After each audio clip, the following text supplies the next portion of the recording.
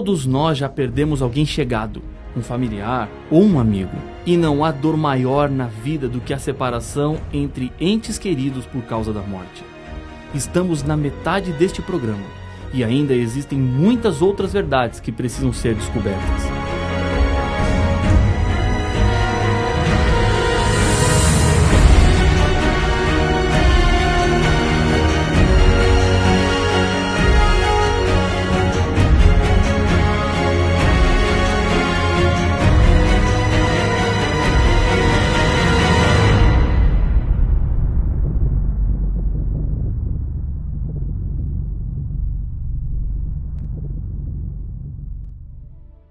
A experiência mais trágica que passamos nesta vida, sem dúvida, é a morte.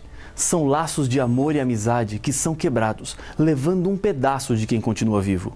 Depois, ter que conviver com a ausência no dia a dia machuca demais. Os anos se passam, a dor diminui, mas a falta nunca mais será preenchida. Diante dessa dor, o clamor dos seres humanos é: para onde vão as pessoas depois que morrem? Onde está minha filha? Um homem perguntou-me chorando, em uma cerimônia fúnebre de uma garotinha de 2 anos. As opiniões quanto ao assunto são muitas. Para uns, o espírito continua sofrendo, enquanto não forem acertadas todas as dívidas espirituais que foram deixadas na Terra. Outros defendem que existe a reencarnação do espírito em outra pessoa. E há aqueles que argumentam dizendo que se a pessoa foi boa, vai para o céu, para o paraíso. O livro do Apocalipse nos traz as respostas e precisamos mais do que nunca da segurança da palavra de Deus nesses assuntos tão difíceis. O inimigo de Deus, nos últimos dias, tem usado a curiosidade que os seres humanos têm com relação à morte como uma arma poderosa para enganar as pessoas e levá-las para longe da verdade. O objetivo do diabo é levar o ser humano a obedecer qualquer coisa e qualquer um, menos Deus. Ele no passado usou diferentes estratégias e hoje sua estratégia tem sido a despersonalização de Deus. Deus assim deixa de ser uma pessoa e passa a ser uma simples energia que pode estar em todas as coisas e em todos os lugares, inclusive dentro do próprio ser humano. Com isso, o ser humano torna-se Deus e é levado a crer que a vida que existe nele é eterna. No livro do Apocalipse, capítulo 1, verso 18, Jesus apresenta-se como autoridade nesse assunto de vida e morte. Acompanhe aquilo que o texto nos diz. Estive morto, mas eis que estou vivo pelos séculos dos séculos, e tenho as chaves da morte e do inferno.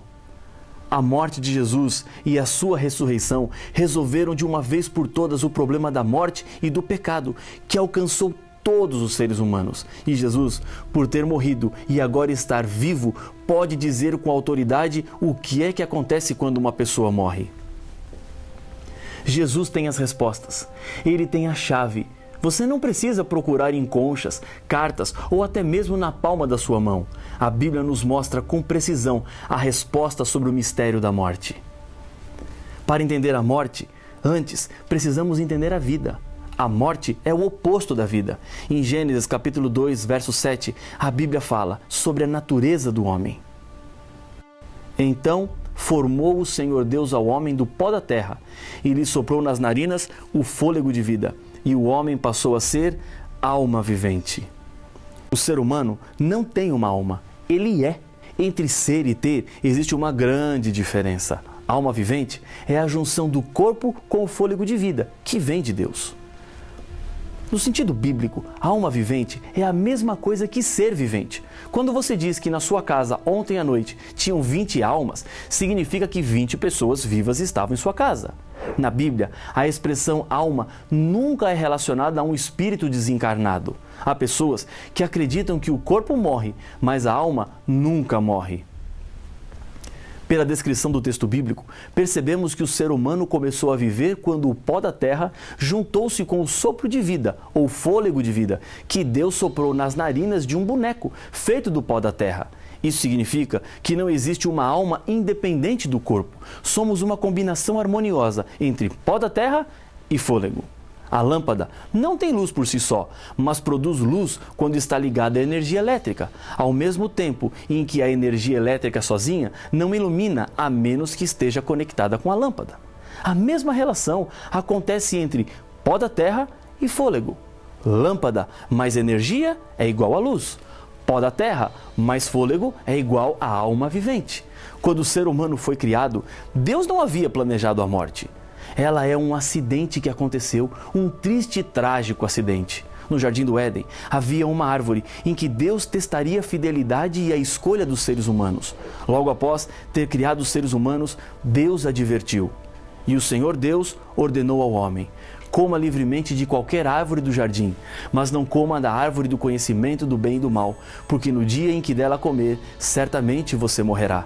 Gênesis capítulo 2, versos 16 e 17. Para que os seres humanos continuassem vivos, havia uma condição a cumprir. Deveriam permanecer obedientes. O diabo é o sedutor de todo o mundo. Ele inventou uma mentira para Eva quando ela se aproximou da árvore e começou a conversar com ele.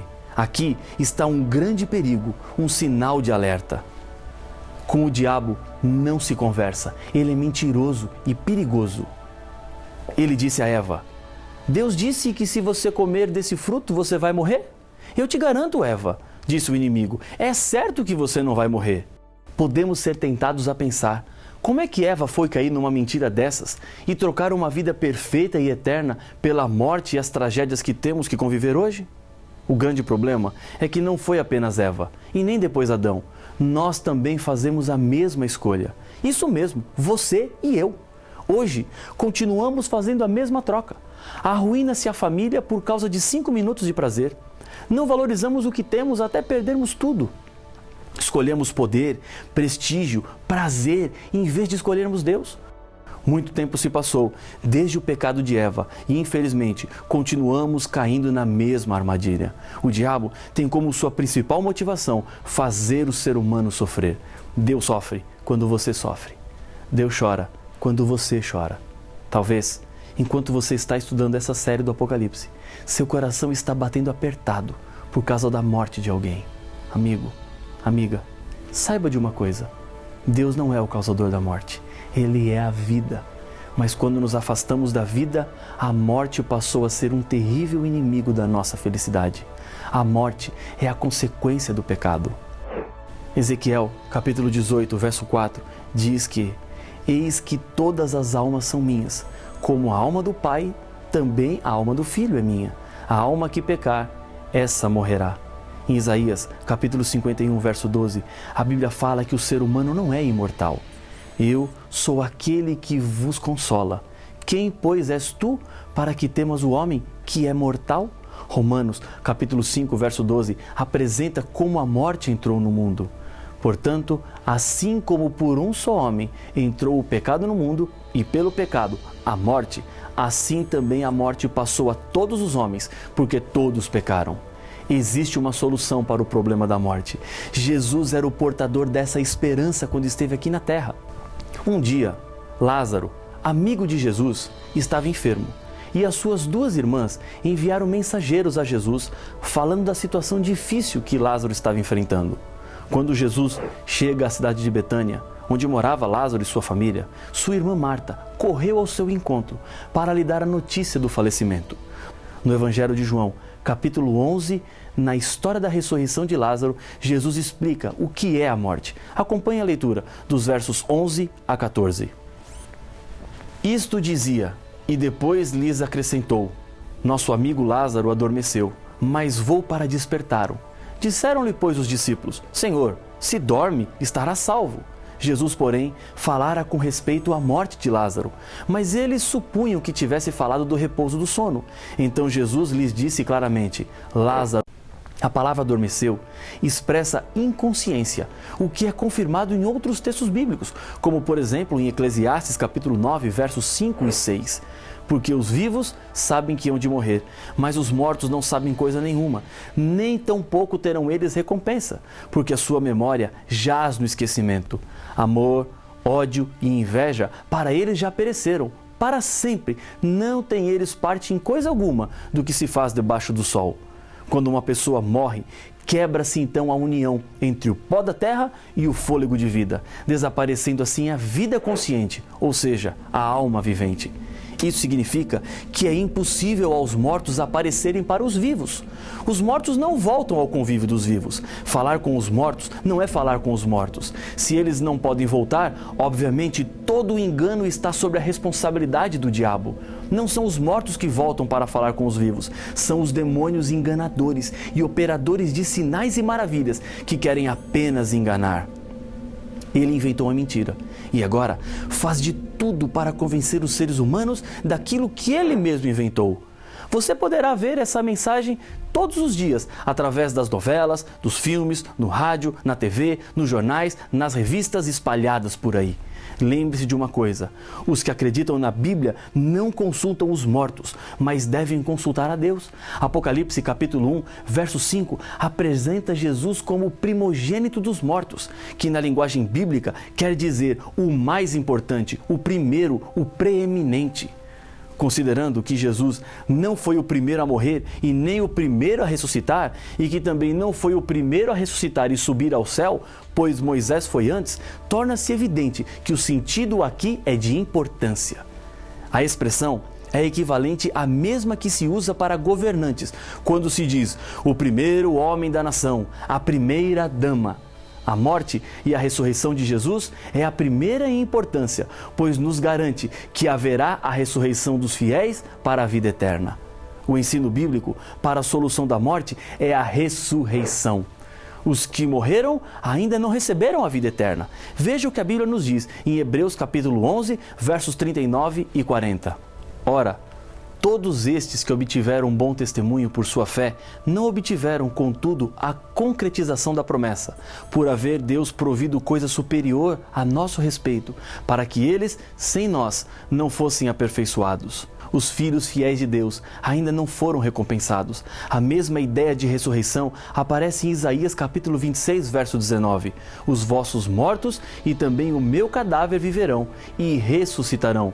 Despertai e exultai, os que habitais no pó, porque o teu orvalho, ó Deus, será como o orvalho de vida, e a terra dará à luz os seus mortos. Paulo, falando no contexto da volta de Jesus a essa terra, diz que naquele momento acontecerá a ressurreição daqueles que estão em suas sepulturas, dormindo, aguardando serem acordados pelo Senhor Jesus. Pois, se cremos que Jesus morreu e ressuscitou, assim também Deus, mediante Jesus, trará em sua companhia os que dormem. Porquanto o Senhor mesmo, dada a sua palavra de ordem, ouvida a voz do arcanjo e ressoada a trombeta de Deus, descerá dos céus, e os mortos em Cristo ressuscitarão primeiro. 1 Tessalonicenses capítulo 4, versos 14 e 16. Esta é a esperança dos cristãos. Se a morte arrancou de você alguém muito especial, tenha certeza de que ele está dormindo. O corpo voltou a ser pó da terra e o sopro de vida voltou para Deus. Quem morreu não tem mais consciência de nada, não sofre nem se alegra, não tem frio nem fome, apenas descansa no Senhor. No final do Apocalipse, quando João nos descreve o que acontecerá depois da volta de Jesus, a Bíblia nos diz: então a morte e o inferno foram lançados para dentro do lago de fogo. Esta é a segunda morte, o lago de fogo. Apocalipse capítulo 20 e o verso 14. A segunda morte é a morte eterna, sem fim. A primeira morte é a do sono, de onde todos os seres humanos serão acordados. Mas para os infiéis que participarem da segunda morte, não há mais despertar. Ela representa o fim de todas as coisas, e todas as mortes terão fim. Paulo nos diz em 1 Coríntios capítulo 15, verso 26, o último inimigo a ser destruído é a morte. A vida eterna é prometida a todos os que creem. O diabo é tão mentiroso que quer fazer com que as pessoas acreditem que, mesmo não crendo em Cristo, é possível viver eternamente, ainda que seja no inferno. Não é isso que a Bíblia nos ensina. Na volta de Jesus, milagres maravilhosos acontecerão e a ressurreição dos mortos é um deles. Em 1 Coríntios capítulo 15, versos 20 a 23, a Bíblia apresenta a solução de Deus para o problema do pecado. Mas, de fato, Cristo ressuscitou dentre os mortos, sendo Ele as primícias dos que dormem. Visto que a morte veio por um homem, também por um homem veio a ressurreição dos mortos. Porque assim como em Adão todos morrem, assim também todos serão vivificados em Cristo, cada um, porém, por sua própria ordem. Cristo, as primícias, depois os que são de Cristo na sua vinda. Neste dia, o choro se transformará em sorriso. Mães que perderam seus filhos poderão abraçá-los novamente. Filhos reencontrarão seus pais. Maridos se encontrarão com suas esposas e esposas com os seus maridos. Os órfãos e abandonados terão para sempre uma família. Deus dará ao ser humano tudo aquilo que Ele quis que o ser humano sempre tivesse. Em Apocalipse, capítulo 21, verso 4, a Bíblia nos diz: "E lhes enxugará dos olhos toda lágrima, e a morte já não existirá. Já não haverá luto, nem pranto, nem dor, porque as primeiras coisas passaram." Todos os que aceitarem a Jesus como Senhor da sua vida e reconhecerem que Ele nos salvou e assim decidem viver de acordo com a vontade de Deus e morrerem nessa vida, verão se cumprir a poderosa promessa da ressurreição. Essa é a grande esperança, essa é a grande certeza. Está você triste por causa da morte de alguém que foi especial e importante para você? Prepare-se, o Senhor Jesus voltará logo. Guarde em seu coração as boas lembranças apenas e não se esqueça que a morte é apenas um sono. Diante dos seus olhos estão as verdades de Deus para as grandes questões deste mundo. Neste momento, uma decisão precisa ser tomada. Não há como ficar indiferente ou mesmo em cima de um muro sem saber qual lado descer. Escolha ficar ao lado da verdade. Deus tem aberto diante dos seus olhos o plano que Ele tem para este mundo mau. A morte não é o final de tudo. Ainda existe esperança. E porque existe essa esperança, eu quero nesse momento lhe convidar a orar comigo. Pai de amor, entendemos na Tua palavra que existe uma solução para o problema da morte, a ressurreição. E é com essa esperança que eu entrego a vida de cada filho Teu nas Tuas mãos. Nós confiamos e acreditamos na Tua volta e sabemos que em breve a morte não mais existirá. Fica conosco, oramos em nome de Jesus. Amém.